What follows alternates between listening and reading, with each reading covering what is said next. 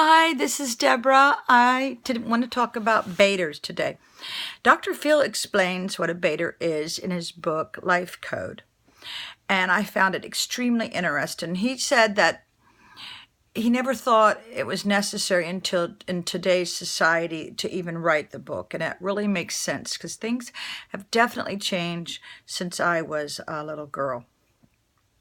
A baiter is someone who acts nice and genuinely, and they're calling you all the time, texting you.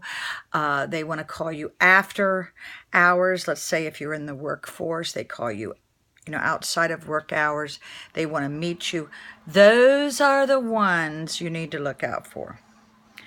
I had one secretary call me after hours, and I just casually mentioned something like really insignificant and stupid to her.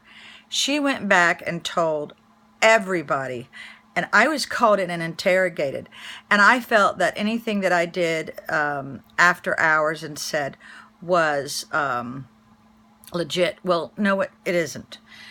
Anyone that you work with, they really shouldn't call you after hours because they're searching. They are baiting you. They are trying to find anything about you to use against you. And you may think it's just so innocent.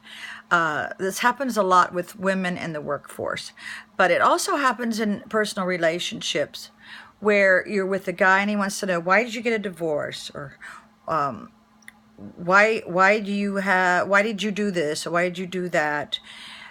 Give them very general statements, if or not even at all. Just say, well, that's personal, or maybe I'll tell you later once I get to know you more. But there's a lot of people out there in the dating field that want to find out personal things about you.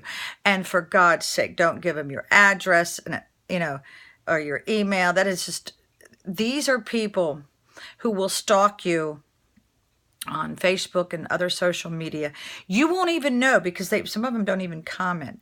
But yeah, baiters can ruin your life, and it's very important in this day and time that you maintain secrecy, but not to the point where they get alarmed because you're not talking so much. But don't give them your social security number, your birthday like that. I had one guy ask me my birthday and the correct spelling of my last name. That's a baiter. That's somebody who's going to, Google you or whatever.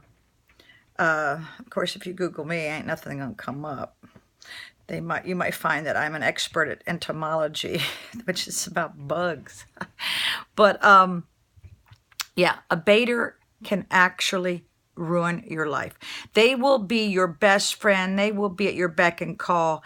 And then all of a sudden the tables turn and you find out that they've had a secret life, or they are already married, or who knows, or they have a criminal background. You just don't know. So watch out for those baiters. A lot of high school girls get caught up in this drama where they'll pretend to sit with the one girl who's not sitting with anybody in the cafeteria, and then 2 weeks later they're beating the crap out of her. So be very leery of people who are extremely nice. I recently had this happen to me over the holidays, and let me tell you what, I was devastated, but I did see some red flags. When someone's calling you after 9 or every other day, and that is a red flag. If you've never known this person before, if they're always saying, oh, you don't owe me anything. Anybody who says that to you, they want something. When they say, oh no, you don't have to pay me, you don't owe me anything. Well, those are cliches where they are hunting for something. So never reveal your personal past or anything about your identity or your credit or anything, because they will use any and everything against you. And especially if you're in a job, in the job market, you keep it professional. You don't talk about that you got enough argument the night before. You do not talk about anything that happened in your life. You are there to work for your employer, and you're supposed to give your employer your 100% attention. You don't go to work to try to make friends or have someone have empathy about you, because 99.9% of the time, very few really genuinely care. And you will find out over time, I would say over a year or two, where their true heart is. And there is that one friend out there that does care, but you have to, like, run the test of time. So I hope that helps you guys out.